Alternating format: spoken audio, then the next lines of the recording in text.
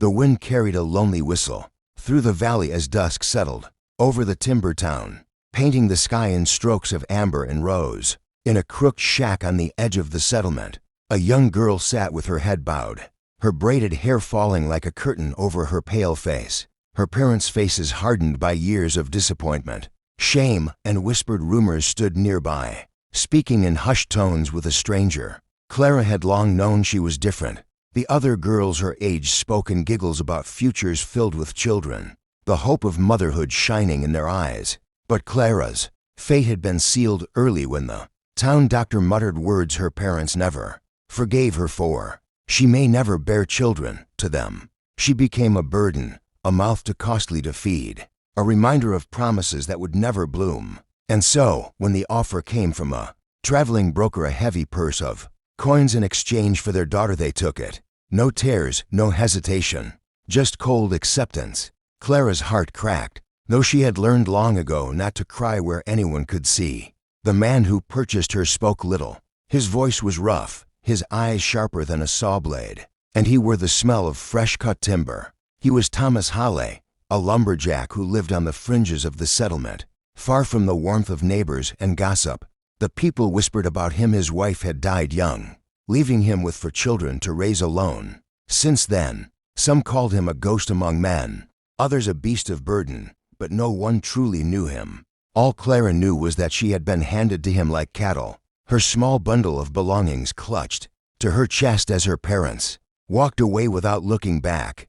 The cabin they arrived at was simple yet sturdy, built from logs cut and placed by Thomas's own hands. Smoke curled from the chimney, and inside, the warmth of firelight spilled across the floor. 4 children sat huddled together, their curious eyes turning to the stranger who entered with their father. Thomas's deep voice filled the room as he placed his axe against the wall. "This is Clara. She will be living with us now." No further explanation, no gentle introduction, just a statement, solid and immovable. Clara stood frozen at the threshold, the heat of the fire brushing her face but not her heart.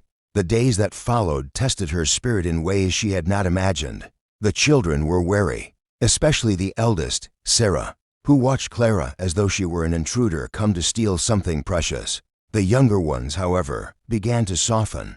They would peek around corners, offer shy smiles, and eventually tug at her skirt to join their games. Clara, though hesitant, found herself laughing softly, for the first time in years, as the children's joy chipped away at her sorrow. Still, nights were the hardest. She would lie awake on the small cot Thomas had given her, staring at the beams above, the sting of betrayal from her parents gnawing at her chest. Why wasn't she enough? Why had the simple fact of her mom's emptiness defined her entire worth? The tears she had held back for years now fell freely into her pillow, though no one ever saw. "You think you were sold because you're broken," he said quietly, from the other side of the fire. Clara's breath caught. Had he seen her crying? She dared not answer. Thomas stirred the embers with a stick, his face hard but his eyes carrying something different. "But I didn't take you because of what you can or can't give. I took you because I saw myself in you." For the first time, she saw not just a lumberjack, but a man carrying grief as heavy as her own. As weeks bled into months, Clara's hands grew calloused from work splitting kindling, mending clothes, cooking meals for children who slowly came to trust her. The youngest would crawl into her lap. The boys would tug her into their adventures in the woods. And even Sarah, after many storms of distrust, began to let Clara braid her hair by the fire. It wasn't motherhood in the way the world measured it, but it was love, raw and real, carved into her heart like initials on an old oak. And in those moments, Clara realized something powerful.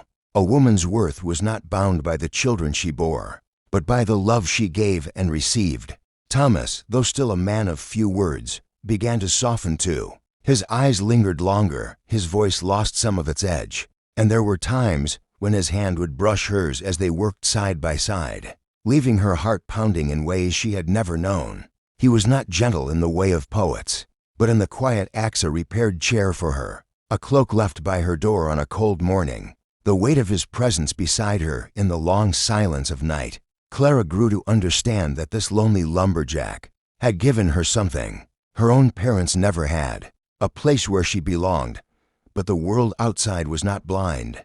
Whispers reached the town of the girl who had been sold, now living with the widowed lumberjack. Some sneered, some pitied, and others cast stones with their tongues. Yet, Clara no longer bowed her head in shame. She had found strength in the children's laughter. Her scars had not vanished, but they had turned into something stronger, like knots in wood, marks of survival that made her beautiful in a way no one could strip away. One evening, as the sun melted into gold and the forest hummed with life, Thomas stood with her on the porch, his children playing in the yard. He looked at her, his expression unreadable, then spoke in that steady, rumbling voice. "You were never a purchase, Clara, you were a choice. And if you'll stay, I'd like to make this home yours too, not as a girl given away, but as a woman we can't live without."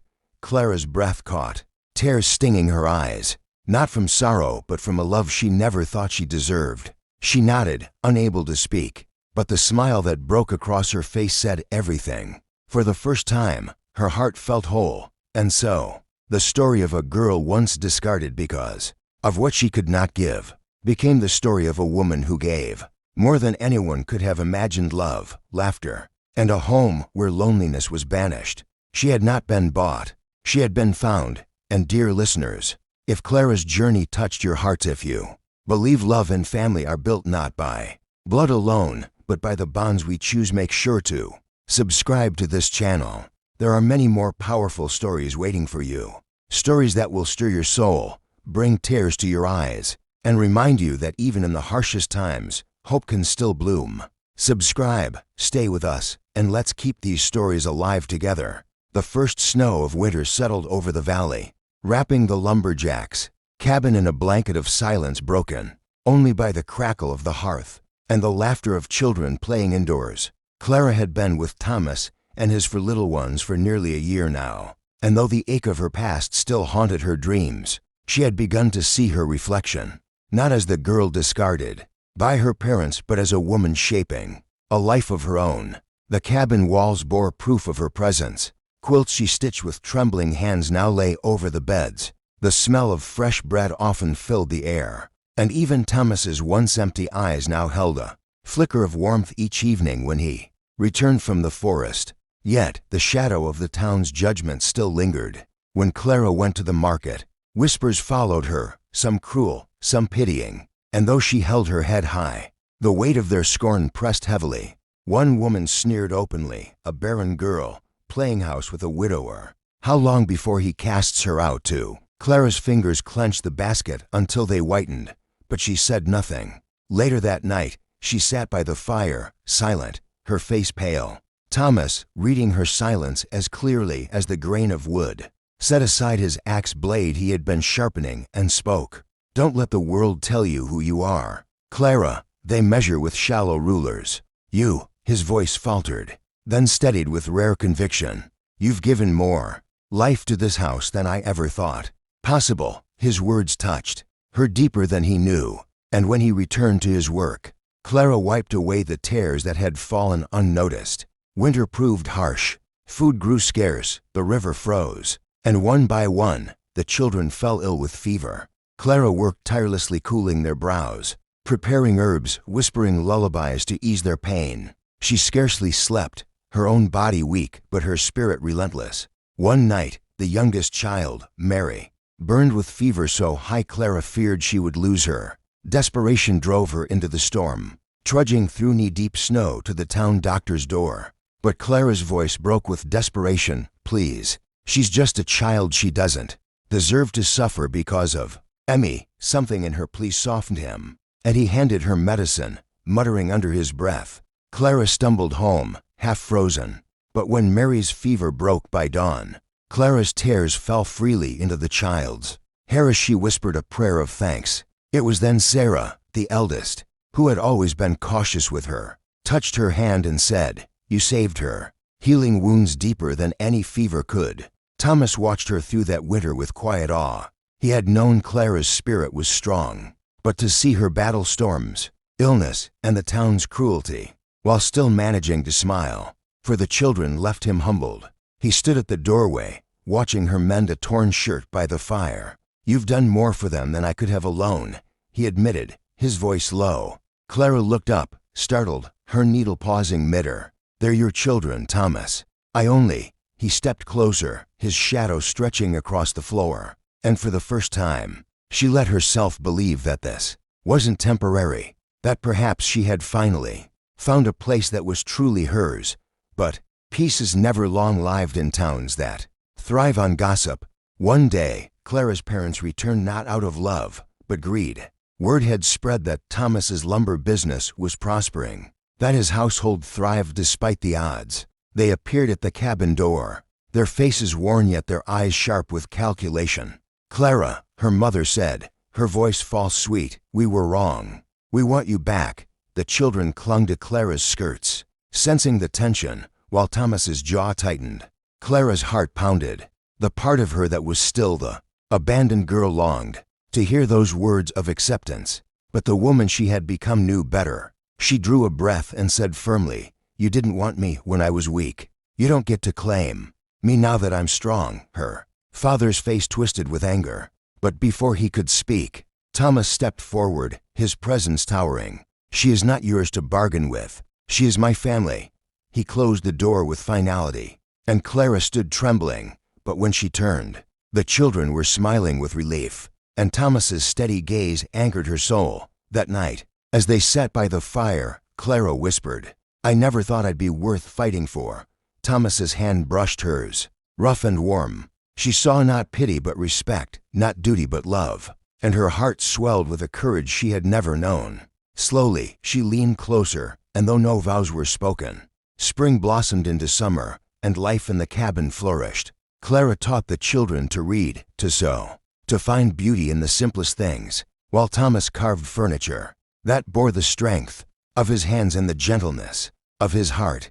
She had traded shame for purpose, loneliness for belonging, and when the children ran laughing through the fields, their voices ringing like music, she knew that though her womb might never bring forth life, her love had birthed something far greater, a home, a family, a future. Her story, once marked by rejection, and for every soul who had ever felt unwanted, discarded, or broken, Clara's life was a testament that love can rebuild what the world tries to tear down. Dear listeners, if this chapter touched your heart, if Clara's courage and Thomas's quiet strength reminded you that family is not always born of blood but of choice, then don't forget to subscribe to this channel. More stories like this await, tales that will stir your spirit, inspire hope, and remind you that even in the darkest places, light can always be found. Subscribe today, and let's continue this journey together. Autumn returned to the valley with crisp winds and the scent of pine heavy in the air, carrying with it both change and promise. Clara stood on the porch of the cabin, watching the children chase each other through the golden leaves, their laughter echoing like bells across the clearing. A year had passed since she first stepped through this doorway, trembling with fear, and now she stood taller, her heart no longer burdened by the chains of rejection, but beating with a rhythm of belonging. Yet even in her newfound strength, there lingered a quiet, yearning, something unspoken between her and Thomas, something that lived in the long glances across the dinner table, the brush of his hand against hers when passing tools, the way his eyes softened when she comforted the children. It was love, though neither had dared to name it aloud.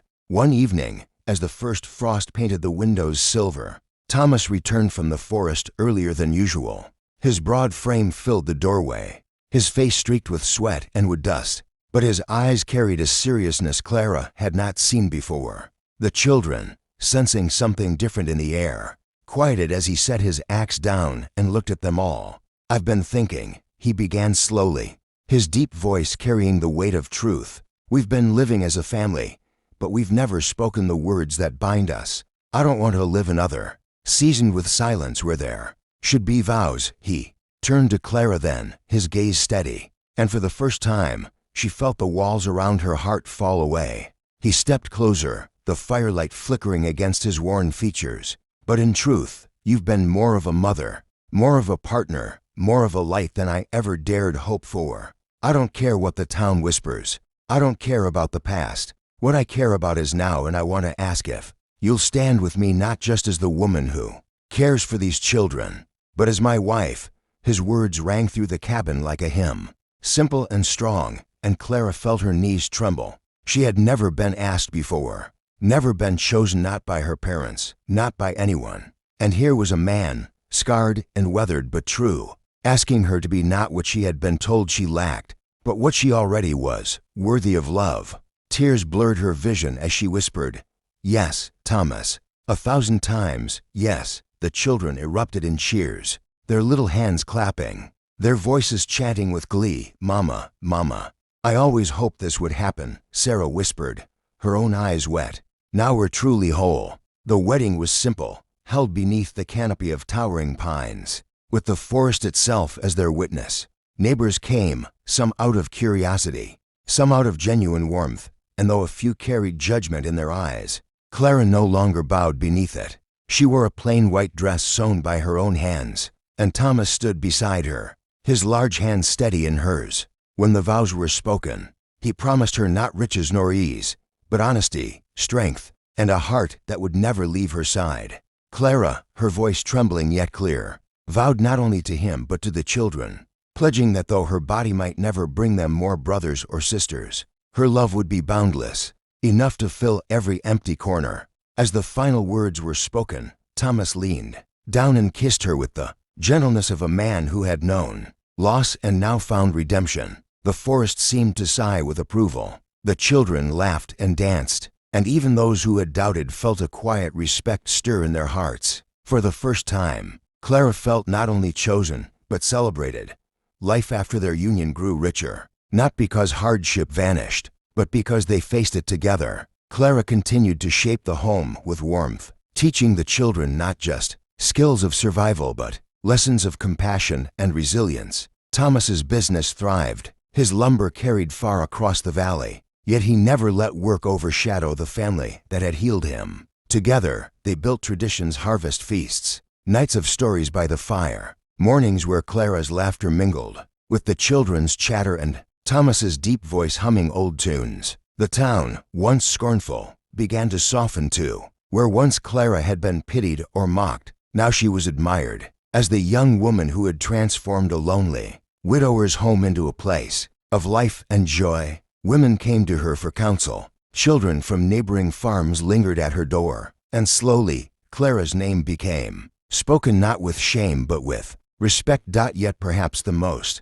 profound moment came years later when Sarah, now blooming into a young woman, stood before Clara and said, "You may not have given me life, but you gave me love when I needed it most. To me, you are my mother in every way that matters." Those words melted the last remnants of doubt from Clara's soul, and in that moment, she knew she had fulfilled a destiny far greater than what her parents had ever envisioned. Her story had come full circle. Once discarded, she had become the cornerstone of a family. Once silenced, she now spoke with the strength of a woman who had endured. Once told she was barren, she now bore fruits of love, laughter, and legacy that no one could deny. Clara had not just been taken in by a lonely lumberjack with 4 children. She had saved them, and in doing so, saved herself. And in the quiet of the nights, when Thomas held her close and the children slept peacefully, she would whisper to the heavens a simple truth, that love had found her when she least expected it,